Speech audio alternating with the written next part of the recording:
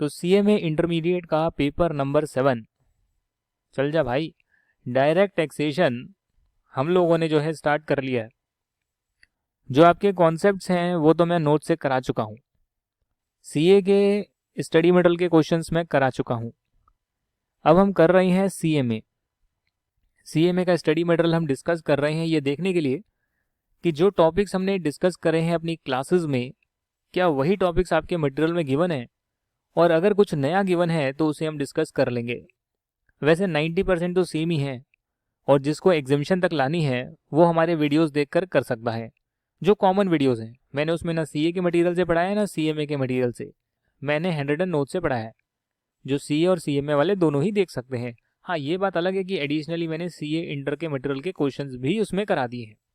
और अब जो है सीएमए की बारी है, तो सीएमए के भी हम जो है कुछ क्वेश्चंस करेंगे और गो थ्रू तो पूरा मटेरियल ही करने वाले हैं।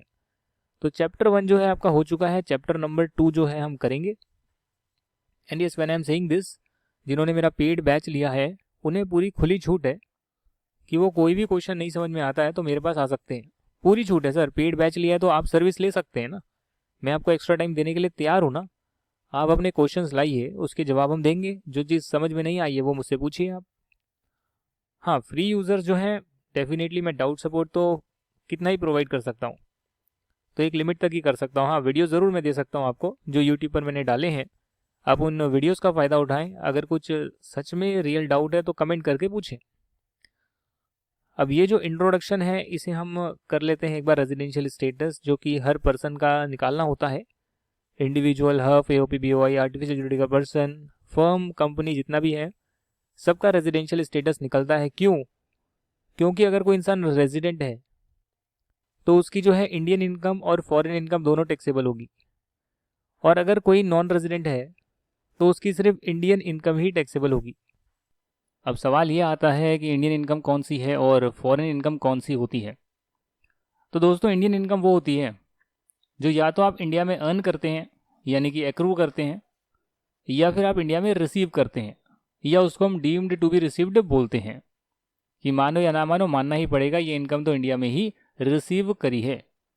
तो यानी कि एक्रू इन इंडिया या deem to accrue in India, यानी कि एक्रू हुई है इंडिया में या रिसीव हुई है, या फिर डीम्ड है कि माना ही जाएगा कि इंडिया में एक्रू हुई है या रिसीव हुई है, तो उसे इंडियन इनकम बोलते हैं। दोनों में से एक भी कंडीशन सेटिस्फाई हो गई तो वो इंडियन इनकम मानी जाती है। इंडिया के बाहर ही एक्रू हुई है और इंडिया के बाहर ही रिसीव हुई है, दोनों चीज़ें बाहर है, तो उसे फॉरेन इनकम बोलते हैं। रेजिडेंट के लिए दोनों टैक्सेबल, नॉन रेजिडेंट के लिए सिर्फ इंडियन इनकम टैक्सेबल। अच्छा, अगर आप रेजिडेंट हैं तो उसे हम दो कैटेगरीज में बांट सकते हैं। इंडिविजुअल और हफ के लिए ही ये कैटेगरीज बनी है, resident and ordinarily resident, and resident but not ordinarily resident. मतलब आमतौर पे इंडिया में रहते हैं या आमतौर पे इंडिया में नहीं रहते। ये कैटेगराइजेशन रेजिडेंट अगर हैं तो किया जाता है, और इंडिविजुअल हफ के लिए किया जाता है, बाकी पर्सन्स के लिए नहीं किया जाता। इसे हम शॉर्ट में आरओआर बोलते हैं और इसको आरएनओआर बोलते हैं। आरओआर के लिए जो है दोनों इनकम टैक्सेबल है, पर आरएनओआर के लिए सिर्फ इंडियन इनकम ही टैक्सेबल है। जैसे कि नॉन रेजिडेंट के लिए टैक्सेबल होती है, वैसे ही इसके लिए सिर्फ इंडियन इनकम ही टैक्सेबल है। बट अगर वो बिजनेस कर रहा है या प्रोफेशन कर रहा है जो इंडिया में सेटअप है, और उससे जो इनकम आ रही है वो फॉरेन इनकम है, तो वो इनकम भी आरएनओआर के लिए टैक्सेबल हो जाती है। ये पूरा जो है रेजिडेंशियल स्टेटस का कॉन्सेप्ट है। मैं आपको जो चीज़ें करा चुका हूँ मैं दोबारा नहीं कराऊंगा सर। सिटीजनशिप जो है वो तो बाय बर्थ भी हो सकती है। रेजिडेंशियल स्टेटस आपका हर साल निकलता है। रेजिडेंट कैसे निकालते हैं, नॉन रेजिडेंट कैसे निकालते हैं, हम कर चुके हैं। आप चाहें तो यूट्यूब पे वीडियोस देख सकते हैं, या पेड बैच लिया है तो लेटेस्ट वीडियोस भी आप देख सकते हैं। एक इलस्ट्रेशन चलो मैं आपको करा देता हूँ। Sam came to India first time during previous year 1920। Next year वाले स्टूडेंट इसको 2021 मान लीजिएगा। ड्यूरिंग द प्रीवियस ईयर ही stayed in India for 50 days, 183 days, 153 days. Determine his residential status for the assessment year 2020 and 2021। भाई ये तो काफ़ी दिन रह लिया। पहले साल, दूसरे साल, तीसरे साल, ये क्या दे रखा है आपको, state in India for 50 days. अच्छा 50 दिन रहा तब क्या होगा, 183 डेज रहा तब क्या होगा, और अगर 153 डेज रहा तब क्या होगा। और ये पहली बार इंडिया आ रहा है। इंडिविजुअल का रेजिडेंशियल स्टेटस वैसे तो 182 डेज या उससे ज़्यादा अगर वो रहता है एक साल में इंडिया के अंदर तो उसे हम रेजिडेंट बोलते हैं। पर अगर कम से कम वो 60 दिन भी रहा है और उसके साथ में पिछले 4 सालों में, उसके पिछले 4 सालों में 365 दिन या उससे ज़्यादा रहा है तो भी उसे हम रेजिडेंट बोलते हैं। दोनों में से कोई भी कंडीशन सेटिस्फाई हो गई तो उसे हम रेजिडेंट बोलते हैं। तो पहले केस में सिर्फ 50 दिन रहा यानी 60 दिन भी नहीं रहा तो इसको हम नॉन रेजिडेंट बोलेंगे। दूसरे केस में 183 डेज रहा तो उसने एक कंडीशन सेटिस्फाई कर ली, 182 डेज वाली कंडीशन सेटिस्फाई कर ली, उसे रेजिडेंट बोलेंगे। लास्ट वाला जो आपका पार्ट है वो कहता है अगर ये 153 डेज रहा उस केस में क्या होगा। तो भैया 60 दिन या उससे ज़्यादा रहा वो तो ठीक है, और पिछले 4 सालों में अगर इसका 365 दिन बन गया उस केस में जो है वो रेजिडेंट माना जाएगा। यहाँ पे दे रखा है ना, अगर वो कम से कम 60 दिन या उससे ज़्यादा रहा और पिछले 4 सालों में भी 365 दिन या उससे ज़्यादा रहता है तो वो रेजिडेंट माना जाएगा। बट यहाँ क्वेश्चन में गिवन है वो इंडिया ही पहली बार 1920 में आया है, तो यानी कि उससे पिछले सालों में वो इंडिया में कभी रहा ही नहीं। तो दैट मीन्स ना तो वो 182 डेज रहा और 60 दिन तो रहा पर पिछले 4 सालों में 365 दिन नहीं रहा। तो दोनों में से एक भी कंडीशन सेटिस्फाई नहीं हुई, पहली वाली भी नहीं और दूसरी आधी हो गई। 60 दिन तो रह लिया पर उसके आगे की जो कंडीशन है 365 दिन की वो नहीं पूरी हुई, तो ना ये पूरा हुआ ना ये पूरा हुआ, इसके लिए वो नॉन रेजिडेंट माना जाएगा। मैंने आपको एग्जाम्पल कराया है, ऐसे ही आप बाकी एग्जाम्पल्स भी कर सकते हैं, इसमें कुछ नई चीज़ नहीं है। सारे कॉन्सेप्ट और सारे एग्जाम्पल्स आपको मैंने क्लास में कराए हैं, अपनी खुद के एग्जाम्पल्स भी कराए हैं। हालांकि इसके कुछ एक्सेप्शंस हैं जहाँ पर आप सिर्फ फर्स्ट वाली बेसिक कंडीशन चेक करेंगे और दूसरी वाली जो बेसिक कंडीशन है उसे चेक नहीं करेंगे, तो वो भी आप देख सकते हैं हमने किया हुआ है। अगर एक इंसान रेजिडेंट है तो उसके बाद हम उसकी कुछ एडिशनल कंडीशंस चेक करते हैं ये देखने के लिए क्या वो ROR है या RNOR है, और वो भी हमने डिस्कस किया है। इसके कई सारे एग्जांपल्स हैं जो कि आप कर सकते हैं और अगर प्रॉब्लम आए तो मुझसे पूछ सकते हैं।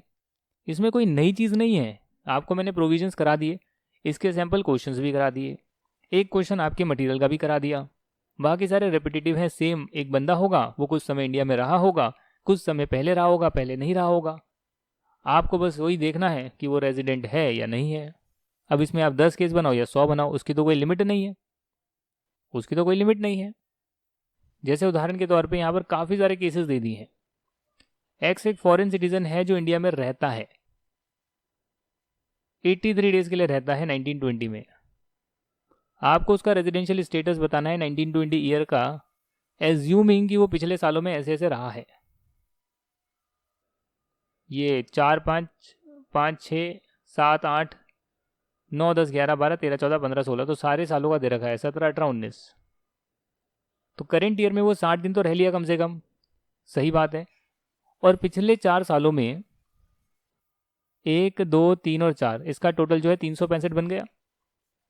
तो करेंट ईयर में 60 या उससे ज़्यादा बन गया और पिछले 4 सालों में, और साथ में पिछले 4 सालों में 365 या उससे ज़्यादा बन गया, तो ये रेजिडेंट तो हो गया। अब क्या ये ऑर्डिनरी रेजिडेंट है नहीं, उसके लिए हम एडिशनल कंडीशन चेक करते हैं, और एडिशनल कंडीशन है कि पिछले 7 सालों में, पिछले 7 ईयर्स में 730 डेज़ का टोटल होना चाहिए। अगर आप यहाँ देखेंगे तो इसका 1090 डेज़ का बन रहा है, ये इन्होंने टोटल करके दिया है। आप चाहें तो देख सकते हैं 130 ऐसे लगा लीजिए, 300, 600, 700, 800, 900, 1000, हाँ 1000 से ऊपर ही बन रहा है, तो 730 डेज से ज़्यादा बन ही रहा है। ये कंडीशन हमने क्लास में डिस्कस करी है।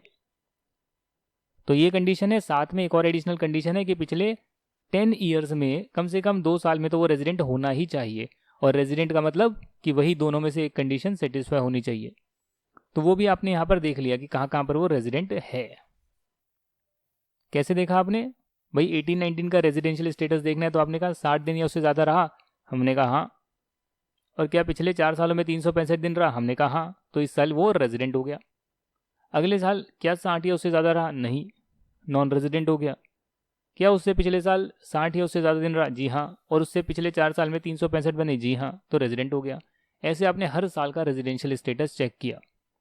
और अगर पिछले 10 में से 2 में भी है, आपको 10 का चेक करने की जरूरत नहीं है। अगर पिछले 2-3 साल में ही आपको पता लग गया अरे 2 साल में तो ये रेजिडेंट था, तो यानी कि कंडीशन मीट हो गई, एडिशनल कंडीशन, कि 10 में से 2 साल में भी रेजिडेंट था पिछले वाले, और पिछले 7 सालों में 730 डेज का उसका टोटल बन रहा था स्टे का। एडिशनल कंडीशन सेटिस्फाई हो गई, इसका मतलब आमतौर पर इंडिया में रहता है और वो रेजिडेंट एंड ऑर्डिनरी रेजिडेंट है। हिंदू अनडिवाइडेड फैमिली के लिए भी हम जो एडिशनल कंडीशन है वो कर्ता की चेक करते हैं, पर जो बेसिक कंडीशन है उसमें हम कंट्रोल एंड मैनेजमेंट चेक करते हैं, और ये हम क्लास में कर चुके हैं। कंपनी का रेजिडेंशियल स्टेटस, फर्म का रेजिडेंशियल स्टेटस, बाकी किसी और इंसान का रेजिडेंशियल स्टेटस हम सब चेक कर चुके हैं।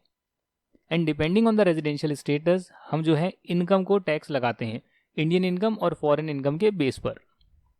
जैसे उदाहरण के तौर पे मैं आपको फिर एक एग्जांपल यहाँ करके दिखा रहा हूँ आप ही के मटेरियल का। Illustration number 7, Ram provides following details of income, और ये इनकम जो है दे रखी है 2021 असेसमेंट ईयर यानी 1920 प्रीवियस ईयर, और आपको बताना है आरओआर के लिए, आरएनओआर के लिए और एनआर के लिए क्या टैक्सेबल होगी या नहीं होगी। जैसे मान के चलिए पहला एग्जांपल है सैलरी रिसीव्ड इन इंडिया। अगर इंडिया में सैलरी रिसीव हुई है तो इसका मतलब ये इंडियन इनकम है, और इंडियन इनकम सभी के लिए टैक्सेबल होती है। Income from T business in Nepal being controlled from India, अगर बिजनेस नेपाल में है और पैसे नेपाल में मिल रहे हैं तो ये एक फॉरेन इनकम है, और foreign income resident and ordinary resident के लिए टैक्सेबल होती है, नॉन रेजिडेंट के लिए टैक्सेबल नहीं होती है। और आरएनओआर के लिए टैक्सेबल तब होती है अगर बिजनेस या प्रोफेशन इंडिया में सेटअप है, इंडिया से कंट्रोल्ड है, जो कि इस केस में है, तो उसके लिए भी टैक्सेबल होगी।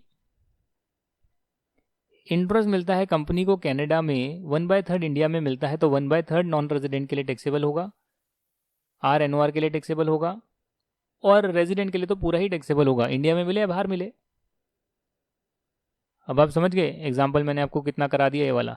Profit from a business in Mumbai control from UK, चलो अब नीचे से ही देख लेते हैं यार, टाइम बचेगा। इंडियन इनकम सबके लिए टैक्सेबल, नेपाल वाली इनकम 2 के लिए टैक्सेबल क्योंकि कंट्रोल फ्रॉम इंडिया है और ये नहीं है। Interest on company deposit in India जो है इंटरेस्ट है, interest on company deposit in Canada, but 1/3 India में रिसीव होता है, तो इंटरेस्ट इनकम जो है वो कनाडा की है, फॉरेन इनकम है। Interest on company deposit in Canada 1/3 जो है इंडिया में रिसीव होता है। तो आपको समझना पड़ेगा कि 1/3 कितना है इसका। तो 30,000 का 1/3 कितना आएगा, 10,000 आएगा, right. Interest on company deposit in Canada, तो कनाडा में डिपॉजिटेड है, पर आरओआर के लिए तो 30,000 ही होना चाहिए। ये यहाँ 10,000 क्यों लिखा है आप जाने। हाँ, इनके लिए 10,000 होगा, क्यों? अरे क्योंकि भाई फॉरेन इनकम है ना, 1/3 जो है इंडिया में रिसीव हुआ है। अच्छा, इन्होंने अलग अलग करके दिखा दिया, 20,000 को यहाँ लिख दिया, मैंने डायरेक्टली 30 लिख दिया था, तो कोई बात नहीं, सही आंसर ही लिखा है।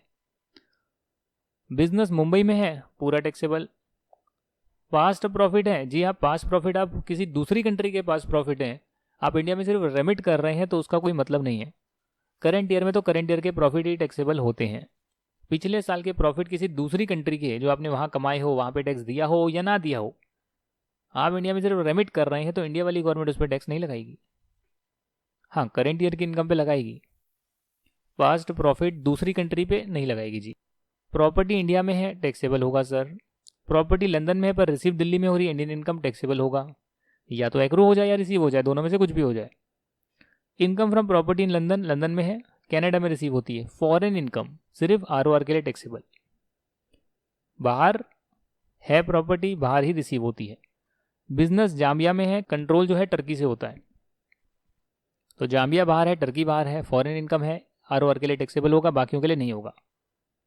ये कॉन्सेप्ट आ गया। उसके बाद इनकम रिसीव्ड इन इंडिया का या deem to be received in India का, कि जो इंडिया में रिसीव होगी, यह मान लेंगे इंडिया में ही रिसीव हुई है।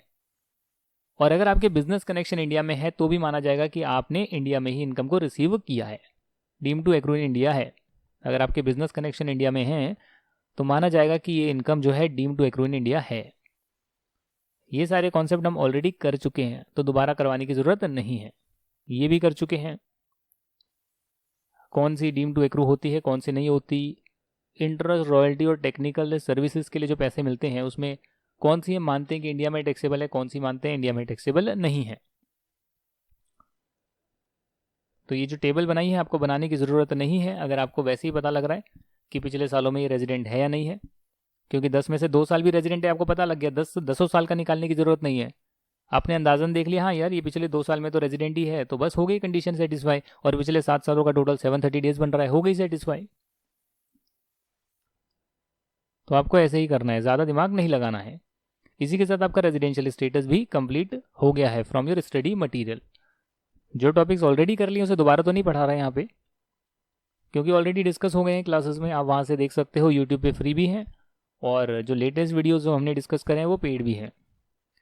जो इसके बाकी वीडियोज़ हैं वो हमारे पेड कोर्स में आएंगे, जो CMA वाले स्टूडेंट्स ले सकते हैं हमारी एप्लीकेशन से, लर्नजब की एप्लीकेशन से, और ये वीडियोज़ आपके ऐप में भी चलेंगे और वेबसाइट में भी चलेंगे, और आप पूरा जो है अपना मटेरियल स्टार्टिंग से तो कवर करेंगे। जो कॉन्सेप्ट मैंने करवाया है, CA के इंटर के क्वेश्चंस भी हम करेंगे स्टडी मटेरियल के, और CMA का मटेरियल भी उसके बाद डिस्कस करेंगे, और हर चैप्टर के कुछ क्वेश्चंस भी साथ में डिस्कस करेंगे। जैसे कि हमने आज 2-3 क्वेश्चंस डिस्कस करे, और कॉन्सेप्ट मैंने कुछ आपको बेसिक भी बताया और गो थ्रू भी करवा दिया जो हम ऑलरेडी कर चुके हैं, तो दोबारा सेम चीज़ नहीं करा सकता। पेड बैच में आओगे तो स्टार्टिंग से आपको सारी चीज़ें मिल जाएगी जिसमें कॉन्सेप्ट ऑलरेडी हो चुके हैं। तो चलिए फिर दोस्तों, हम नेक्स्ट वीडियो में जो है एग्रीकल्चरल इनकम से जो है आगे बढ़ना स्टार्ट करेंगे, और ऐसे ही मैं आपका पूरा मटेरियल जो है करा दूंगा। यानी वही 10-15 वीडियोस बनेंगे और इसमें मटेरियल डिस्कस हो जाएगा, तो आपको ये संतुष्टि रहेगी कि हाँ भैया जो 4-5 नए टॉपिक थे हमारे मटेरियल में जो पहले डिस्कस में नहीं करवाता था वो मैंने करवा दिए, और गो थ्रू भी करवा दिया कि अच्छा ये तो यार सारा का सारा हम कर चुके हैं, या कुछ एक्स्ट्रा क्वेश्चंस भी करा दिए, तो ऐसा आपको भी अच्छा लगेगा। चलिए फिर, thank you so much and bye bye.